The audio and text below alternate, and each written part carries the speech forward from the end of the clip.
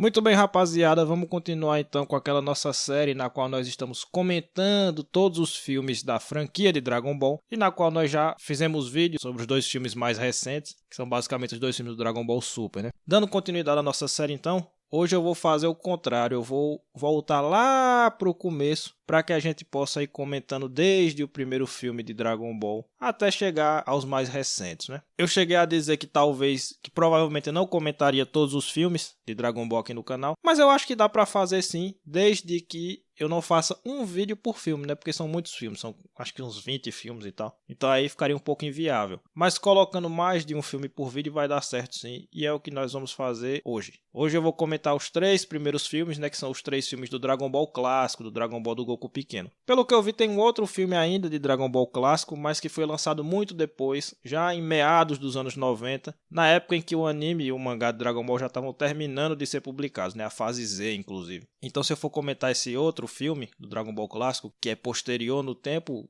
eu vou fazer isso lá na frente. Hoje são só os 3 primeiros filmes que foram lançados mais ou menos na mesma época em que o anime do Dragon Ball clássico estava sendo lançado no Japão, certo? Observando esses 3 primeiros filmes, uma coisa que eu acho interessante é que eles são basicamente versões alternativas dos eventos que acontecem dentro do mangá, né? Todos eles partem de alguns eventos canônicos, de alguns eventos oficiais, mas vão construindo histórias completamente novas, ou completamente não, mas muito alteradas em relação ao que a gente viu no original, e aí eles vão se desviando bastante, né? Então, em cima de fatos que realmente aconteceram no mangá original, eles vão construindo histórias quase que completamente novas, quase que totalmente diferentes do que a gente já está acostumado. Em alguns casos, esses filmes pegam cenas específicas que aconteceram no mangá, mas colocam elas dentro de outro contexto, personagens que aparecem de uma maneira muito diferente, que ocupam espaços muito diferentes no enredo, enfim. Mas vamos ver isso um pouquinho. O primeiro desses filmes, que é o de 1986, chamado Dragon Ball A Lenda de Shenlong, toma como base o arco de Pilaf, exceto que aqui não tem Pilaf. Basicamente o que eles fizeram foi trocar o vilão e colocar um tal de Rei Gourmet, que é o grande antagonista desse filme, né? Que quer as esferas do dragão para poder pedir ao Shenlong uma comida muito gostosa, porque afinal de contas ele já comeu todas as comidas que tinha para se comer no mundo e ele só conseguia comer comida muito sofisticada, muito elaborada, muito gostosa. Então comidas normais não o satisfaziam mais e ele estava morrendo de fome e precisava de uma comida diferenciada e era isso que ele queria pedir para o Shenlong. Sim, esse é o objetivo do vilão, bastante idiota, diga-se de passagem. E aqui nós temos também a introdução do Goku, da Bulma, do Yantia. Os personagens que são introduzidos no arco de Pilaf são quase todos introduzidos aqui. E de uma maneira mais ou menos semelhante. A do Goku e da Bulma é muito parecido com o mangá original. Eles se encontram num contexto muito parecido. O Oolong aparece num contexto semelhante, mas não idêntico, porque no original ele está lá aterrorizando aquela vila, né? Utilizando de suas transformações para aterrorizar a população da vila. E aqui, na verdade, ele aparece no meio de uma floresta para tentar assediar uma menininha lá, mas usando a mesma técnica de se transformar. E aí o Goku confronta ele, e aí o confronto dele com o Goku é semelhante, parece bastante com o original. O Yantia é um ladrão também, que fica camperando para atacar os outros no deserto, mas o modo como ele aparece é um contexto um pouco diferente, porque ele já aparece imediatamente depois do Oolong e por aí vai. Então a base é a do arco Pilaf, mas os vilões não tem nada a ver com a gangue de Pilaf e os heróis vão aparecendo de uma maneira mais ou menos semelhante. Para além disso, eles colocam uma subtrama envolvendo os rubis, né? Que os capangas do vilão principal, os capangas do Rei Gourmet estão atrás desses rubis, porque valem muito dinheiro e tal. E esses rubis eles apareceram na terra de um vilarejozinho. Então os vilões ficam oprimindo essa população que mora nesse vilarejo para que eles extraiam esses rubis e a população extrai esses rubis e entregue para os vilões para eles ficarem ricos. Basicamente é isso, né? Uma história bastante infantil, mas o público-alvo era meio que esse, né? E aí, por conta disso, essa menina que mora nesse vilarejo vai procurar o Mestre Kami, porque ele é o artista marcial mais famoso do mundo, para que ele ajude a derrotar os vilões e traga paz de volta à vila. Então o Mestre Kami aparece mais ou menos num contexto diferente também, né? Não é a tartaruga que traz ele, como no mangá original, mas os heróis que vão até o Mestre Kami, por conta dessa menina que tá querendo a ajuda dele. Os únicos personagens que ficam de fora aqui são o Rei Cutelo e a Tite. Eles não dão as caras nesse filme. Então a cena do Kamehameha do Mestre Kami é colocada em um contexto completamente diferente do mangá original. No final das contas, eles vão enfrentar o Rei Gourmet, né, que já tá com 6 esferas do dragão. Eles vão com a 7ª. O Rei Gourmet esconde as esferas dentro de sua própria barriga, então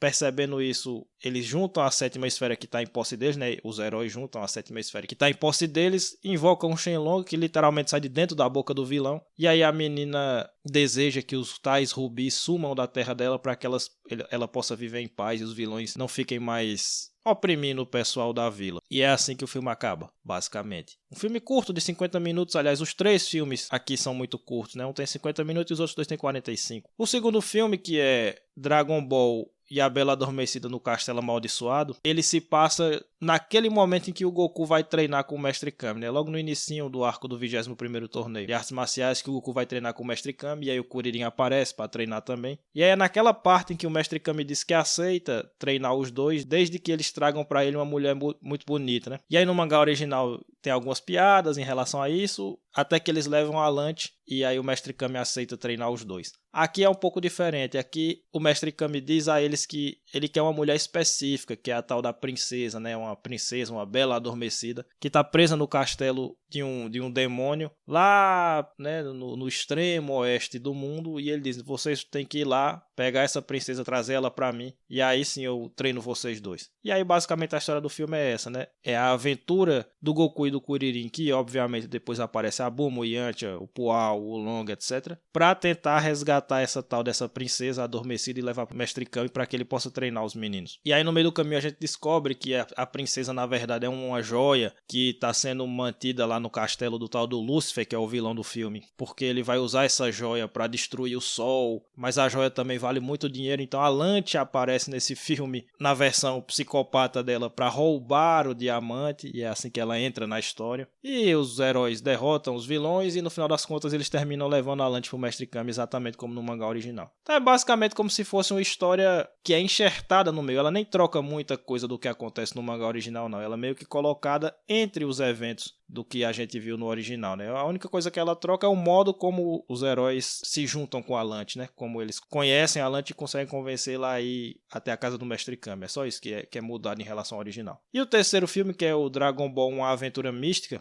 que é de 88, esse sim é completamente insano. O nível de modificação que ele faz na história original é bizarro. É bizarro. E ele se dá basicamente depois que o Goku e o Kuririn são treinados pelo Mestre Kami, né? Inclusive a abertura do filme, que é com a música do Dragon Ball clássico, do anime Dragon Ball clássico, essa abertura ela passa as imagens do Mestre Kami treinando os moleques. E aí ele diz que não, vou colocar vocês num torneio de artes marciais pra gente medir a força de vocês, exatamente como no mangá, né? Só que a diferença é que esse torneio aqui no filme ele vai se dar em um reino distante chamado Mifan, no qual o vencedor desse torneio pode pedir qualquer coisa pro imperador desse reino que ele vai conceder. E aí o imperador desse reino é ninguém mais, ninguém menos que o Caos. E aí o Ten Shinhan faz parte de uma organização criminosa que é liderada pelo mestre Tsuru, e tem o tal Pai Pai também, que na verdade eles se passam por servidores desse imperador, que é o Caos. Eu vou repetir, o imperador é o Caos. E eles se passam por servos do Caos, que estão trabalhando em favor dele, mas na verdade eles planejam dar um golpe no imperador e tomar o poder para si. Então essa organização criminosa está procurando as esferas do dragão para dominar o mundo. O Caos só perdeu uma boneca de pano que ele está procurando, e é isso que ele quer. E ele é só um inocente nessa história toda. E os heróis vão entrar nessa para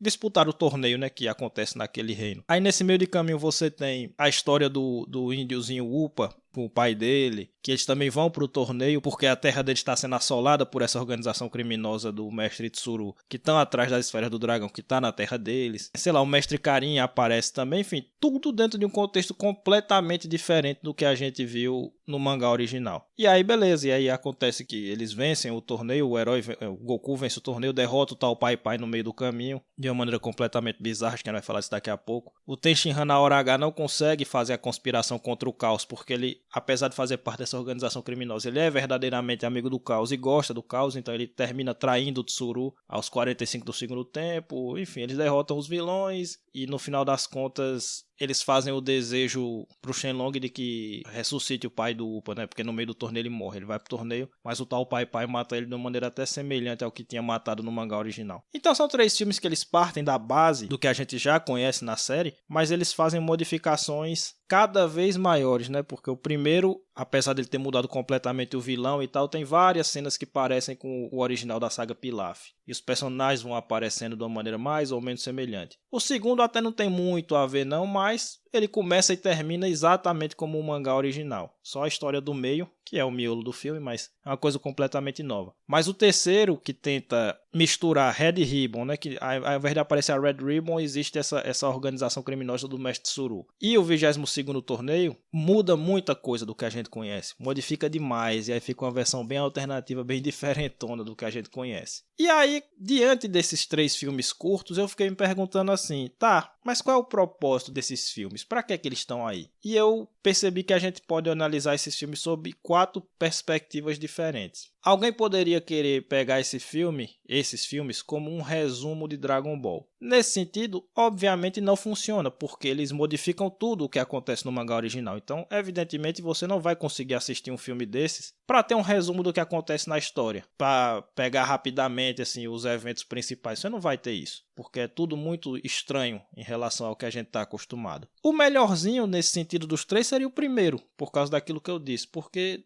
é o que modifica menos. Você tem, tirando o Pilaf, que só aparece no terceiro filme, mas você tem os personagens principais sendo apresentados de uma maneira razoavelmente semelhante. Então, o menos ruim nesse sentido de resumo seria o primeiro. Mas nenhum dos 3 realmente funciona para esse fim por conta do que eu disse. É muito diferente. O segundo propósito que a gente poderia ver nesses filmes seria uma introdução. Não, eu não quero ver para saber o que acontece no mangá, mas eu não entendo nada de Dragon Ball, vamos supor. Uma pessoa pense assim, né? Eu não sei nada de Dragon Ball. E eu vou ver esses 3 filminhos curtos aqui de 50 minutos, 40 minutos, para ter uma introduçãozinha nesse universo. Para ter um primeiro contato. Nesse sentido, eu também acho que não funciona. Porque se o seu primeiro contato com Dragon Ball for com as versões que nós temos nos filmes, você vai ter uma versão muito piorada do que é Dragon Ball e o universo de Dragon Ball. Todos os personagens, com exceção de um que talvez eu vá falar lá na frente, mas praticamente todos os personagens nos filmes são versões piores do que eles são no mangá. O Tenshinhan do filme terceiro é uma piada. O Goku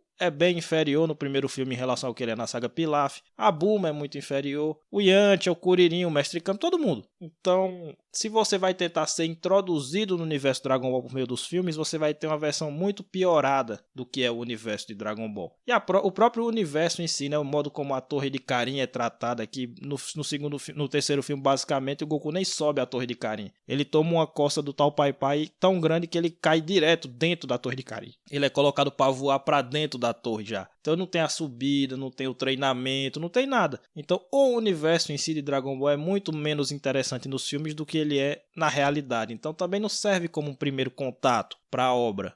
Seria defeituoso para esse propósito, porque os filmes infelizmente não conseguiram retratar o que Dragon Ball tem de especial. Exceto uma pitadinha de aventura, um tonzinho aventuresco que eu vou falar mais pro final do vídeo. Mas enquanto introdução também é muito defeituoso. O terceiro modo seria analisar esses filmes como filmes isolados. Então não, vamos fingir que isso aqui não é de Dragon Ball, que não tem nada a ver com essa franquia, e vamos analisar a história em si, para ver se funciona, se é bom assim, né? E eu acho que não funciona também, porque o roteiro de cada um desses filmes ele é bem ruim.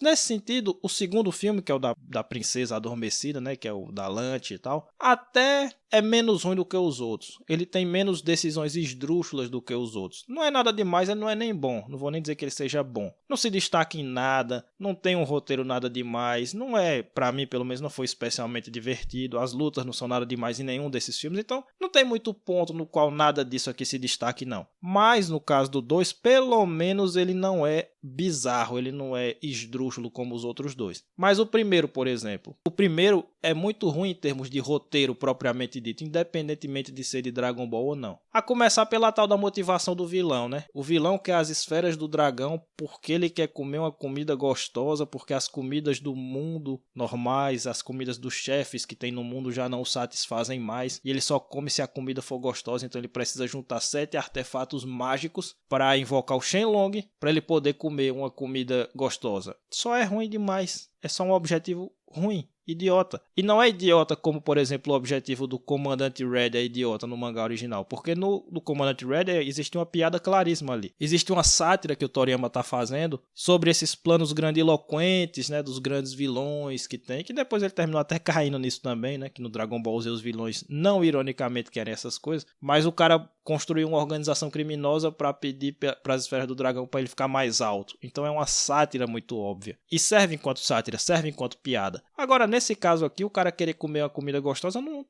tem piada, não tem sátira, não é engraçado, não serve para propósitos cômicos e para levar a sério é uma coisa muito ridícula. É o tipo de objetivo que só seria mais aceitável para uma obra voltada para as crianças mesmo, bem pequenas, tipo 5, 6 anos, talvez a gente aceitasse vilões com uma tal motivação, mas para uma faixa etária um pouco maior, até de 10 anos, 12, já é muito imbecil e não tem piada nenhuma. Então, o vilão da história, a motivação dele é essa porcaria. Além disso, existe essa subtrama dos rubis, né? Porque a história desse primeiro filme, ela comete um erro que é assim, ela coloca 2 MacGuffins no meio da história. O MacGuffin a gente já explicou no vídeo do Inuyasha, né? Que é basicamente um objeto que é muito importante para os personagens daquele mundo fictício, mas ele não precisa ter importância nenhuma para nós que estamos lendo. A função dele é só colocar a trama para frente. Os personagens precisam daquele objeto, eles vão atrás desse objeto e é aí que a aventura se desenrola. E nesse filme aqui nós temos 2 MacGuffins. Nós temos as esferas do dragão, que são o grande MacGuffin da franquia como um todo, e elas servem a esse propósito no arco de Pilaf original. Mas nós temos também os rubis, que servem como MacGuffin, só que aí é que tá. O MacGuffin é uma coisa que se coloca no roteiro para que você consiga levantar conflitos e aventuras de uma maneira simples. Você bota um artefato que vai resolver o problema dos personagens, e isso é motivo suficiente para eles começarem, para eles colocarem a história para frente. Só que na hora que você bota 2 MacGuffins nesse filme aqui, um termina predando o outro, um termina atrapalhando o caminho do outro, porque você tem o grande vilão que ele quer as esferas do dragão para comer essa comida gostosa, etc, que eu mencionei. Mas os capangas mais fortes dele, que é uma mulher e um carinha lá, que eu acho que eles não se dão nem o trabalho de dar o nome desses personagens, eles não querem as esferas, eles na verdade querem os rubis, porque eles querem ficar ricos com os rubis. Então eles trabalham para o cara, para pegar as esferas para o cara, mas eles mesmos só querem os rubis. Então por que eles trabalham para o cara? Ah não, porque com isso eles vão ter a proteção desse grande rei malvado, e aí eles vão poder pegar esses rubis de maneira mais fácil e tal. E aí é dito que no início esse rei queria os rubis também, mas aí depois ele se desinteressou pelos rubis e passou a criar as esferas. Então fica uma coisa engolindo a outra, onde existe um artefato que foi criado para dar simplicidade para o roteiro, para estabelecer conflitos de forma simples. Os roteiristas desse filme aqui complicaram tudo, porque eles quiseram multiplicar esse artifício de roteiro. E aí você tem um vilão que quer uma coisa, o outro que quer outra, mas essas coisas não se dialogam, né? Não existe uma conversa de uma coisa com outra e o roteiro fica só ruim. Ruim. Não é nem que ele fica complexo, difícil de entender, ele só fica ruim. Um vilão tem a motivação idiota e os outros têm uma motivação que não é idiota, mas tipo, e por que é que eles estão juntos? Por que é que existe essa associação entre vilões que não querem a mesma coisa, que não tem nada a ver um com o outro? Beleza, eu até gosto da solução no sentido estrutural, porque a solução do final do roteiro é fazer com que um MacGuffin destrua o outro, né? Porque eles usam as esferas para pedir que os rubis sumam. E aí os vilões parem de oprimir aquela terra. Mas até chegar lá é ruim o caminho, né? A solução é boa, mas até chegar nessa solução é bem ruim. E no final eles ainda tentam dar uma lição de moral, porque aí...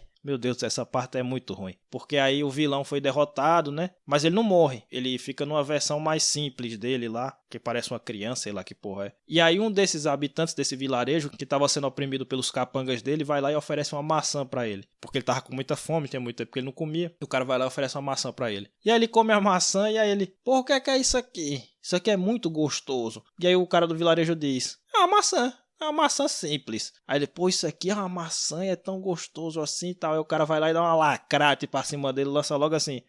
Isso aí é uma maçã que você destruiu a natureza que gera esse tipo de coisa aí em nome da sua ganância e tal. Pô, tá de sacanagem com minha cara com essa lição de moral, meu irmão. Tá brincando comigo, não é possível. Então assim, é um roteiro desajeitado, desleixado, é ruim, é bem ruim. Então não serve enquanto filme. Se você for querer analisar como um filme, é um filme de um roteiro safado e chechelento. Basicamente é isso. O 2, como eu disse, é o mais decente nesse sentido, o da Lante, né? Porque ele não tem esse tipo de coisa esdrúxula. Ele não é bom, ele não é nada demais, mas ele não tem esse tipo de bizarrice. Então o vilão tem lá um objetivo de destruir o sol, porque ele é um vampiro, um demônio, sei lá o que é que ele é. Ele vive no interior de uma caverna, no castelo, longe da luz do sol. Então ele quer destruir o sol para ele poder reinar, não sei o que, não sei o que, não sei o que. E a Lante aparece na história porque ela quer roubar a joia, que é a princesa. A tal da princesa adormecida, na verdade, é uma joia, né? Não é uma mulher, ao contrário do que o mestre Kami pensava. Então assim, é um roteiro, ok, vai, tá, beleza. Perto do outro é uma beleza, então é o mais ajeitadinho nesse sentido. E o 3 é bem ruim, não só pelo fato de que ele muda tudo em relação ao Dragon Ball original, mas tipo, o Caos, que é o imperador da história, o dilema do Caos, o conflito do Caos é que ele perdeu a boneca dele. E no final do filme a gente descobre que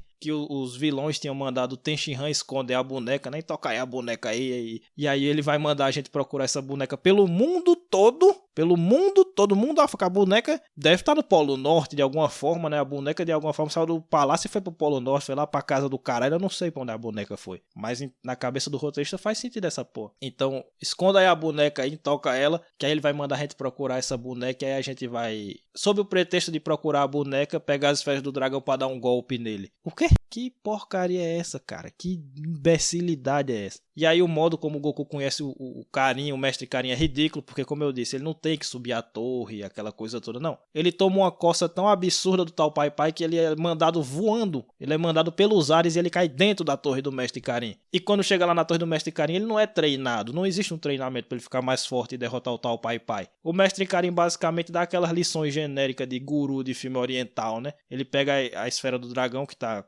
com o Goku, porque o Goku sobrevive ao tal Pai Pai de uma maneira igualzinha ao que acontece no mangá, né? Com a esfera salvando ele. E aí o mestre Karin pega a esfera e joga dentro do pote d'água. E aí ele manda o Goku, olha aí dentro desse pote d'água aí, filho. Aí o Goku olha e não vê nada. Ele tá vendo alguma coisa? Não, tô não. Aí ele vai lá e bota o bastão dentro da água e a água fica mais límpida, o Goku vê. Ele, pronto, aí. Isso aí é seu...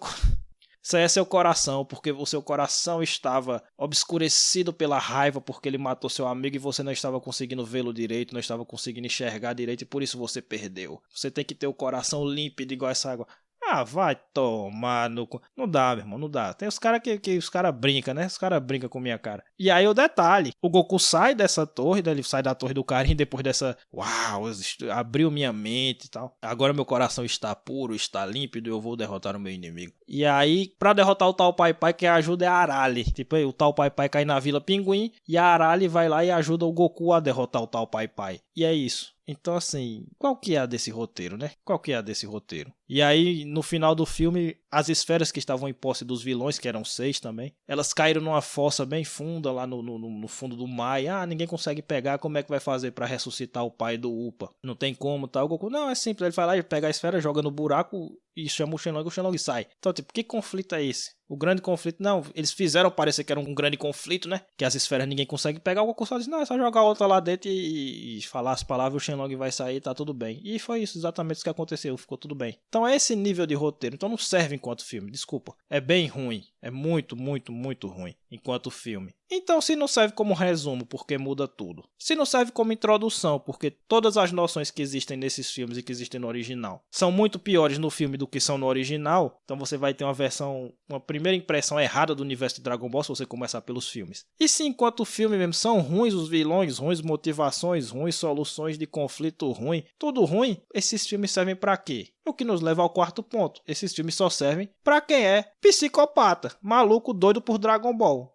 É isso, o cara que é cracudo de Dragon Ball, que tem que ver tudo que foi lançado na franquia, vai ver esses filmes, porque claro, eles são da franquia. Então, apenas pra isso, apenas pro cara que gosta muito, muito, muito da série, que diz, não, eu tenho que conhecer tudo que foi produzido sob o nome de Dragon Ball, pelo menos tudo oficial, que basicamente é 95% do público desse canal, né? Eu incluso, o público e o youtuber incluso. Então é só pra isso que serve, só pra gente assistir todos os filmes de Dragon Ball e saber o que é que acontece. Mas de resto, se você não for um desses, pode passar bem longe, porque... Inclusive eu nem tinha pensado nisso, mas à medida que eu fui falando aqui do filme, talvez ele tenha sido um filme feito realmente para criança, mas criança mesmo, tipo, criança da Peppa Pig, entende? Porque nessas histórias muito infantis é que a gente tem esses vilões com essas motivações meio bobas e tal, e a gente entende porque é um filme voltado único e exclusivamente para criança. Então talvez nesse sentido tenha algum cabimento, mas fora disso, até para pré-adolescente já é muito idiota esses filmes e, bom, não servem muito não, né? Aí você pergunta, tá, mas não salva nada? Nada dos 3 filmes não salva nada de nada? Bom, salva sim, a animação é muito bonita. É uma animação daquela vibe oitentista do Dragon Ball clássico, né? Lembra também alguns dos filmes do estúdio Ghibli. Muito bonita a animação, os filmes são muito agradáveis do ponto de vista visual. Existe um certo clima de aventura aqui. Esses filmes não são especialmente engraçados, nenhum deles. Mas existe aquele climinha de aventura que tinha bem na saga Pilaf. Pronto, existe alguma coisinha assim bem longe, mas existe um pouquinho. E talvez o caos. Olha só, talvez o Caos tenha um destaque nesse terceiro filme que ele nunca sonhou em ter no mangá original. Ele é o imperador, porra. Ele é o imperador, ele é relevante o suficiente pra tomar um golpe aqui. Porque no mangá original o coitado não serve para nada, só serve pra morrer pro Nappa, né? A única coisa que ele fez que prestasse naquele mangá todinho foi morrer pro Nappa, de resto não serve pra nada. Então talvez o Caos tenha preferido esse terceiro filme ao mangá original, mas todos os outros personagens são muito piores do que são na versão original. Inclusive o terceiro filme, eu esqueci de dizer, o terceiro filme ele tem, nessa mesma organização do Tsuru também faz parte o General Blue e o Pilaf. E o Pilaf e o General Blue, tipo, eles morrem com 5 minutos de filme. Eles só estão lá pra bater o cartão, ó, tá aqui, e morrer. Então assim, é realmente muita ruindade. É muita ruindade. E aí eu não entendo, porque, como eu falei, se eles tivessem feito um filme... Porque esse terceiro filme, eu entendo o dilema desse terceiro filme. Se você tentar resumir Red Ribbon e o 22º torneio de artes marciais em um filme só de 40 minutos, impossível, não tem como. Não tem como. Então eu entendo que eles tiveram que fazer uma salada toda doida, toda esdrúxula e tal. Agora, o primeiro filme podia ter sido bom. Ele só precisava ter sido um resumo da saga de Pilaf, que é curtinha. Dá pra resumir. É bem objetiva aquela saga. Então se eles tivessem pegado... Mesmo que tivesse deixado tudo apressado, que foi uma coisa que eu nem reclamei aqui, vocês perceberam, né? Eu não reclamei que os filmes são todos apressados, porque o filme é curto, né? 50 minutos, você não vai esperar que ele leve tempo pra desenvolver nada. Então se eles pegassem e dissem, não, deixa tudo mais rápido pra caber num filme de 50 minutos, mas faça um resuminho da saga de Pilaf. Pra que eles tiraram o Pilaf do primeiro filme pra botar esse rei gourmet? O que é que se ganhou com isso? Se o Pilaf é muito melhor do que o rei gourmet? Não sei, pra que eles botaram essa trama dos rubis aí, se ela só complica tudo e torna a coisa menos objetiva? Não sei. Então assim, as modificações que tornaram tudo mais, não vou dizer complicado porque não é complicado, mas mais confuso, sem necessidade nenhuma. Então o primeiro filme poderia ter sido bom, poderia ser um bom resumo e uma boa introdução e um bom filme, ou seja, ele podia servir aos 3 propósitos se fosse feito dessa maneira. Mas por algum motivo eles resolveram modificar tudo, encher um monte de coisa que não tinha nada a ver e aí estragou tudo, né? Mas, enfim, veredito. É isso, se você é muito fã de Dragon Ball, veja só pra dizer que viu tudo que tem pra se ver dessa franquia. Se você não é extremamente fã de Dragon Ball, que faz questão de ver absolutamente tudo, você não tá perdendo nada, pode esquecer esses 3 filmes aqui. Mas se for pra ver um, veja o segundo. Eu acho que é o menos ruim deles todos e é o que ainda, sei lá, nota 2, nota 3, sei lá, os outros é nota 0 mesmo, nota 1. Não sei. Não são filmes irritantes porque são rápidos, pequenos, rápidos e tal. Então você até consegue assistir, mas o tempo da vida é curto, né, meu irmão? O tempo da vida é escasso, a gente morre e não volta mais. Então, por que eu deveria gastar 1 hora da minha vida vendo o primeiro filme e 40 vendo o terceiro? E 40 vendo o segundo também, que também não vale tanto a pena assim. Não tem necessidade, né? Mas cada um sabe do seu. Enfim, senhores, por hoje é isso. O vídeo ficou até um pouco confuso. Eu sinto que eu não gostei muito do modo como as coisas saíram aqui, não sei. Os filmes são tão ruins que deram um nó até na minha mente. Mas foi o que deu pra fazer para hoje. Muito obrigado a quem ficou até o final. Dá o like, compartilha o vídeo, ajuda o canal, se inscreve. E se você tá inscrito, ativa o sino para continuar recebendo os vídeos, que o YouTube gosta de dar uma sacaneada. Quinta-feira agora eu acho que não vai ter vídeo, mas eu vou fazer uma enquete. Já vou deixar vocês preparados para a enquete. Eu vou fazer uma enquete sobre quais obras vocês querem que continuem aqui no canal. Porque, como vocês sabem, a gente analisou várias obras no início, né? E aí eu vou fazer uma enquete para saber se vocês querem que continue alguma. Tokyo Revengers, Black Clover, Yu-Gi-Oh! Entendeu? Essa enquete vai sair acho que quinta-feira. Então fique ligado para dar seu voto. E até segunda que vem, quando a gente vai fazer mais vídeos de Bleach, ok? Até lá. Valeu, valeu.